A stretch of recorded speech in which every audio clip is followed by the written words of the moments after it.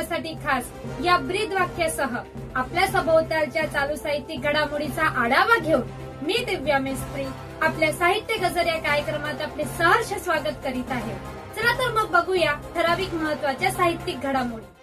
प्राध्यापक संभाजी लावण यांचा वलापोप या ग्रामीण कथा संग्रह शिक्षणाचे माहेर असलेल्या पुण्यनगरीत सन्मानित। पहिल्या समरसता लोककला संमेलनाच्या अध्यक्षपदी पद्मश्री रघुवीरजी खेडकर।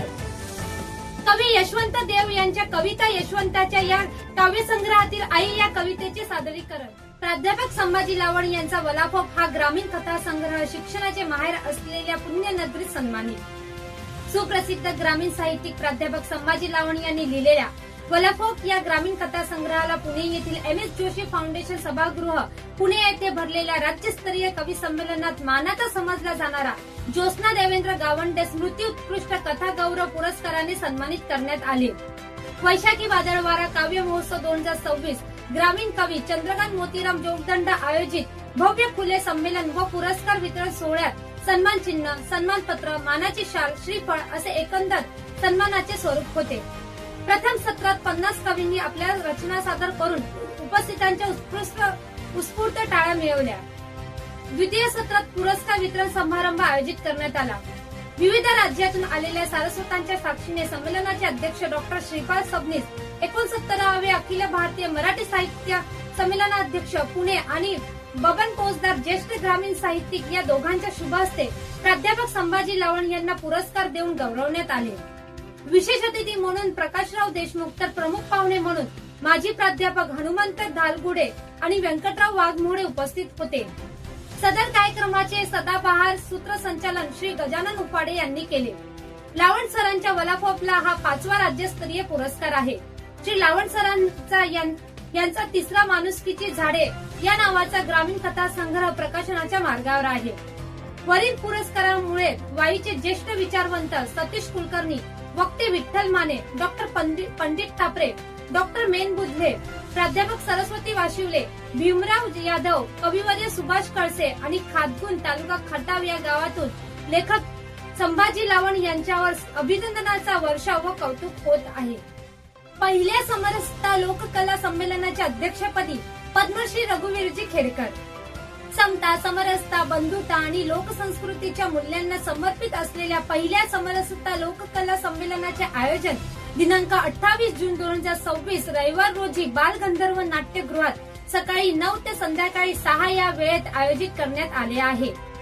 या संमेलनाच्या अध्यक्षपदाची धुरा महाराष्ट्राचे ज्येष्ठ लोककलावंत, तमाशा परंपरेचे ज्येष्ठ संवाहक आणि पद्मश्री पुरस्काराने सन्मानित माननीय रघुवीरजी खेडकर यांनी स्वीकारली असल्याची माहिती आयोजकांनी दिली।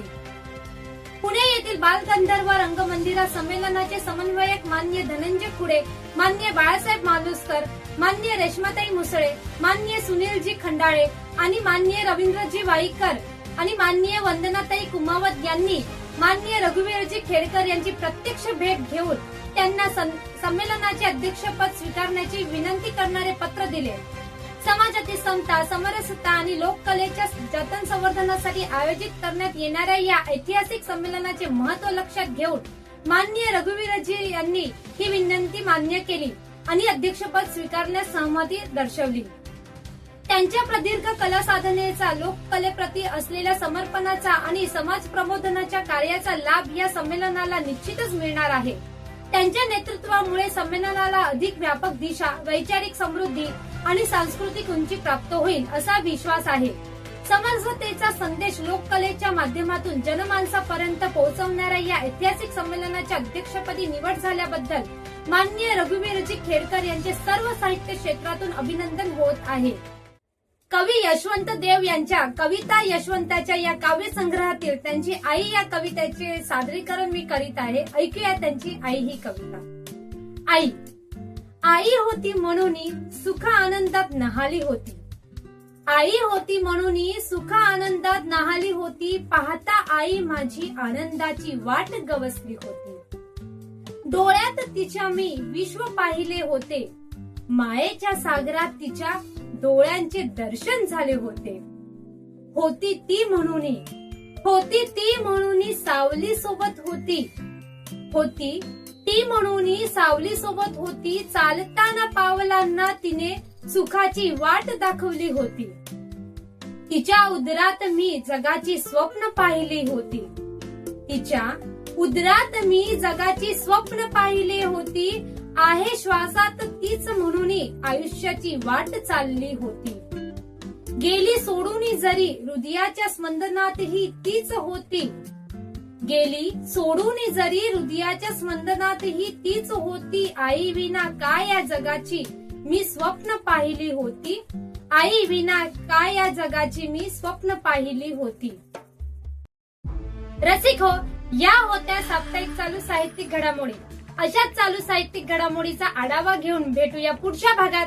तोपर्यंत लिहिते वा बदल घडवा.